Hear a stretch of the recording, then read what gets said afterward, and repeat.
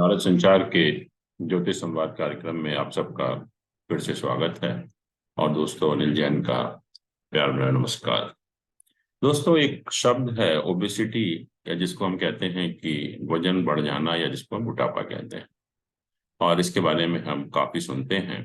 और प्रत्येक वर्ष 4 मार्च को वर्ल्ड ओबेसिटी डे, या हम कहेंगे मोटापा दिवस, मनाया जाता है। यह दिन जो है मोटापे के बारे में जागरूकता और उसे रोकने के तरीके के बारे में जागरूकता फैलाने की कोशिश करता है। और कहते हैं कि शरीर में अतिरिक्त या असामान्य वसा या चर्बी का जो संचय संचय होता है, और विभिन्न तरीकों से हमारे स्वास्थ्य को जो नुकसान पहुंचाता है, और उसको हम अधिक वजन या मोटापे के रूप में हम उसको जानते हैं। और पिछले करीब 4 दशकों से मोटापे की जो व्यापकता है वो तेजी से बढ़ी है। और भारत में तो यह व्यापकता विश्व औसत से बहुत अधिक तेजी से बढ़ रही है।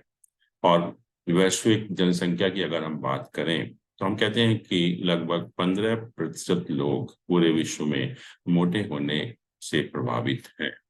अब क्वेश्चन ये है कि जब हम मोटापे की बात करते हैं तो इसको हम एक बॉडी मास इंडेक्स है, आपका वेट है और आपकी हाइट है, उससे हम इसको जानते हैं। और कहते हैं कि अगर बॉडी मास इंडेक्स अगर 25 से 30 के बीच में होता है तो हम कहते हैं हमारा वजन बढ़ा हुआ है। उसको हम मोटापे में नहीं कहेंगे, या ओबीस नहीं कहेंगे उसको जो है। लेकिन जब बॉडी मास इंडेक्स 30 से ज्यादा हो जाता है तब हम उसको मोटापे में गिनते हैं।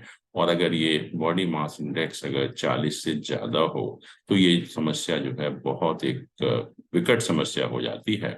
और जैसा हम जानते हैं कि मोटापे से हमारे शरीर में बहुत बीमारियां होती हैं, और तरह तरह की बीमारियां होती हैं। जैसे हम कहें हार्ट की प्रॉब्लम है, ब्लड प्रेशर है, डायबिटीज है, या बहुत तरह के कैंसर भी जो है वो मोटापे की वजह से होते हैं। गॉल ब्लैडर की प्रॉब्लम है, हड्डियों की प्रॉब्लम है, गाउट है, या खास तौर से जो लोग अस्थमा है, ब्रोंकाइटिस है, वो बुरी तरह से मतलब प्रभावित करता है। और आपको ये भी जानकर ताज्जुब होगा कि जो मोटापा है या जो ओबेसिटी है आज एक महामारी के रूप में हम सबके सामने है।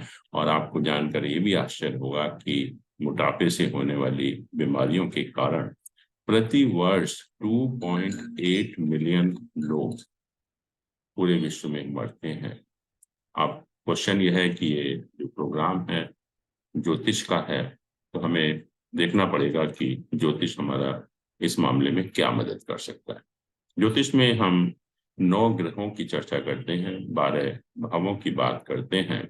और अगर हम मोटापे का कारण अगर हम ज्योतिष से समझना चाहें तो हमें जो हॉरोस्कोप है हमारा, या उसमें जो 9 ग्रहों की पोजीशन है, स्थिति है, उसका विश्लेषण करना पड़ेगा।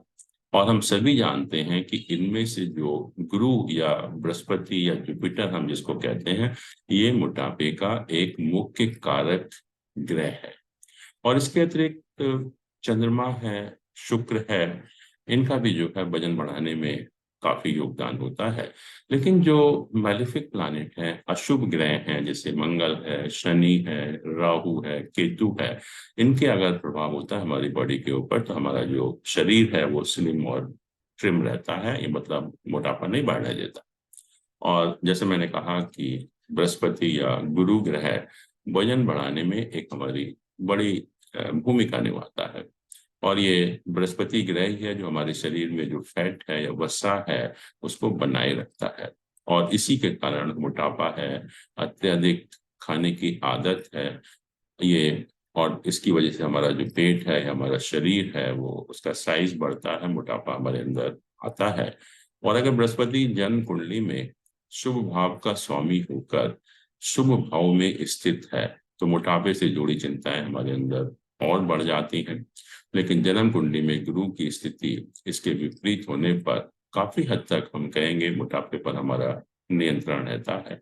और वैसे भी अगर हम गुरु के बारे में बात करें तो जितने भी हमारे ग्रह हैं, Jupiter is the most massive planet. इसके इतने सारे सैटेलाइट हैं, अभी तो 100 से ज्यादा सैटेलाइट एस्ट्रोनॉमर ने मालूम कर चुके हैं। तो ये कहते हैं कि it in itself is a solar system, क्योंकि जो गुरु है इसके इतने सारे सैटेलाइट हैं और इसका जो मास है वो पृथ्वी के मास से 317.8 टाइम्स भी ज्यादा है।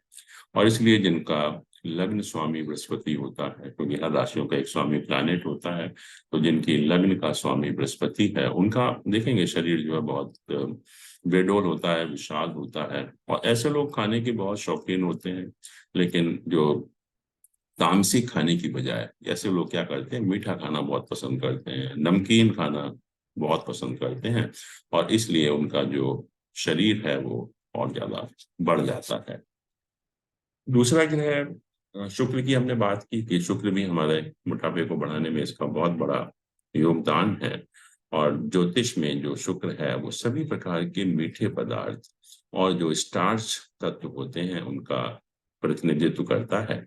ये खाने की जो हमारी आदतों को भी जो है हम कहते हैं कि बढ़ाता है या हमें ज्यादा खाने के लिए प्रेरित करता है। और इसका जो तरह मतलब बृहस्पति शुक्र का जो नेचर है, हर तरह के खाने का स्वाद लेने का स्वभाव देता है कि आप जो भी खाना खाते हैं तो बड़े स्वाद से खाते हैं, और जिसका सीधा प्रभाव हमारे वजन को तेजी से बढ़ाता है।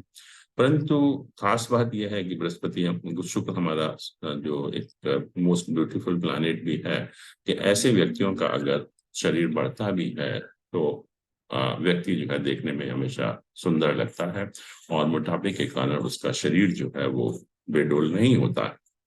दूसरा, चंद्रमा का कहा हमने कि चंद्रमा का भी बहुत बड़ा योगदान है, और चंद्र हमारे मोटापे का भी कारण है।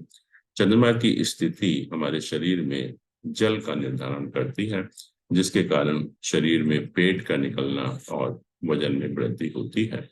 और ये शरीर में सारे जितने भी हमारे लिक्विड हैं, तरल द्रव्य हैं, उनका कारक भी है।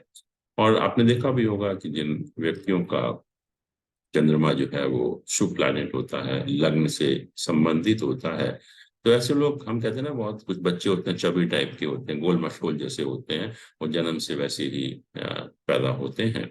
लेकिन टाइम के साथ साथ जो है उनका जो फिजिकल डेवलपमेंट होता है वो राइट प्रोपोर्शन में होता है, और उनका वजन जो है धीरे धीरे कम हो जाता है।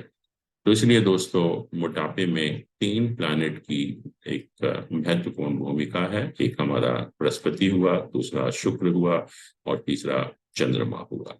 तो अगर हम शुरू से ही अपने हॉरोस्कोप को एग्जामिन कर लेंगे, और अगर हमें उसका कारण पता लग जाएगा कि कौन सा ग्रह हमें मोटा बना सकता है, और हम उसके उपाय करें, क्योंकि हम जानते हैं कि ज्योतिष में बहुत ही सिंपल साधारण उपाय हैं जो हम सभी बहुत आसानी से कर सकते हैं, और अपने मोटापे को कंट्रोल कर सकते हैं। और मोटापे के कारण जो इतनी सीरियस प्रॉब्लम होती है हमारे अंदर, हेल्थ प्रॉब्लम होती है, उनके ऊपर हम काफी हद तक जो है वो काबू कर सकते हैं। तो दोस्तों, इसी के साथ आज हम प्रोग्राम समाप्त करते हैं। अगले संडे फिर आपके सामने उपस्थित होंगे किसी भी एक रोचक विषय के साथ।